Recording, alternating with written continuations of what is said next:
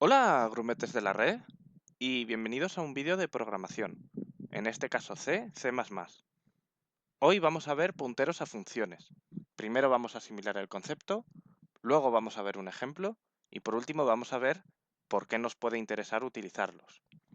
El concepto es muy sencillo. Igual que tenemos punteros a enteros o a floats o a cualquier tipo de datos, también tenemos punteros que apuntan a donde está acumulada una función. Va a ser parecido a lo que pasa con los vectores en el sentido de que el nombre de una función es un puntero que apunta a donde está guardada la información de esa función. Igual que el nombre de un vector es un puntero que apunta al primer elemento de ese vector.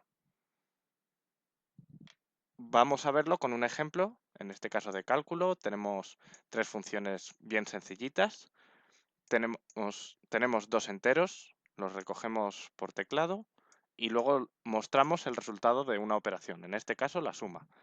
Por supuesto funciona, si nosotros le damos, le introducimos el 4 y el 5 nos saca el 9. Bien, vamos a hacer un puntero a función que pueda guardar esa función, la función de suma. ¿Cómo se declara un puntero a función? Pues es bastante parecido a un prototipo, porque le tenemos que decir qué tipo de datos devuelve, el nombre del puntero con un asterisco y entre paréntesis. Es decir, abrimos paréntesis, ponemos un asterisco y ahora el nombre que va a recibir. En este caso puede ser operación. Y cerramos paréntesis.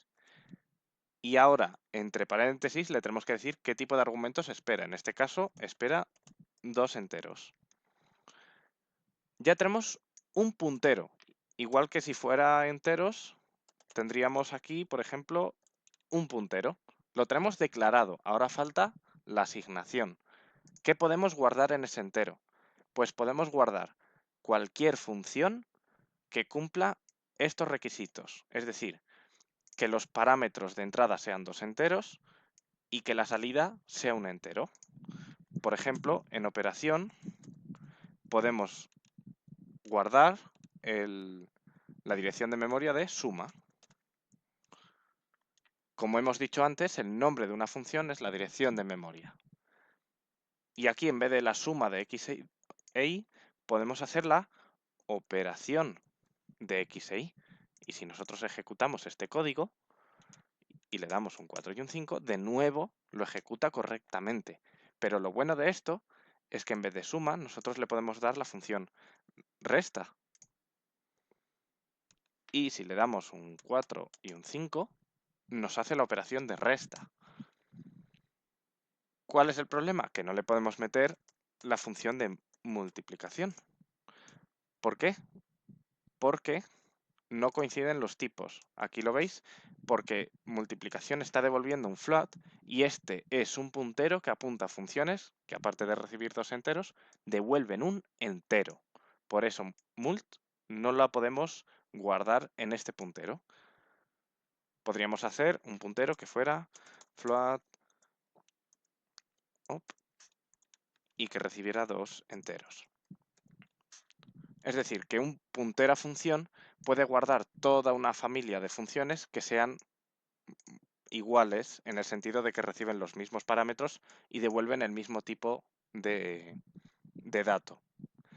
Hay formas de evitar esto con punteros genéricos, pero no vamos a hablar de eso hoy. Vamos a hablar de todas las posibilidades que tiene, porque una vez visto esto, esto nos permite organizar el código mucho mejor, pero es que además nos permite hacer vectores de punteros a funciones. Es decir, si nosotros aquí en la declaración, junto al nombre, le ponemos un corchetes 2, lo que estamos diciendo es que estamos declarando un vector de dos punteros a funciones de estas características. Entonces ahora el elemento 0 de ese vector se lo podemos asignar con resta. Y ahora podríamos hacer, por ejemplo, que el elemento 1 de ese vector tuviese la suma. Y así podríamos cargar muchas operaciones dentro de un vector. Y es una forma muy cómoda de organizar el, el código de un programa por lo que se llama programación funcional. Es decir, pasar funciones a otras funciones, recorrer vectores que tienen acumuladas funciones, y aquí en vez de operación, pues tendríamos que ponerle, por ejemplo, operación, el elemento 0. Operación ahora ya es un vector, el elemento 0 de operación es un puntero a función que tiene acumulado resta. Si ahora lo ejecutamos y le metemos un 6 y un 2, nos va a salir un 4. Por último, vamos a ver funciones que admiten como parámetros otras funciones. Por ejemplo, podemos hacer un void calcula y va a admitir una función y dos enteros. ¿Cómo indicamos esa función, ese puntero? Pues como con cualquier otro tipo de datos. ¿Qué tenemos? ¿Qué tipo de datos tenemos? Tenemos un puntero a funciones que admiten dos enteros y devuelven un entero. Pues así lo declaramos. Tenemos un entero, tenemos el nombre de la variable local, que va a ser op, por ejemplo, y luego que admite dos enteros. Igual que si hubiera sido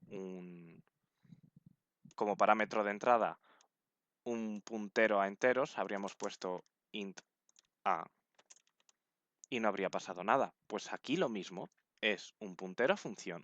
Todo esto es un puntero a función, con su nombre que está aquí entre medias. Y también hemos dicho que iba a aceptar una X y una Y. Y ahora lo único que tenemos que hacer es operar con eso. ¿Cómo operamos? Vamos a hacer que haga lo mismo que tenemos aquí abajo.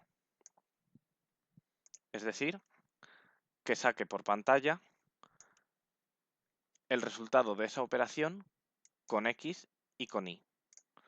Y aquí en el main lo que le tenemos que decir es que ejecute la función calcula y de parámetros de entrada,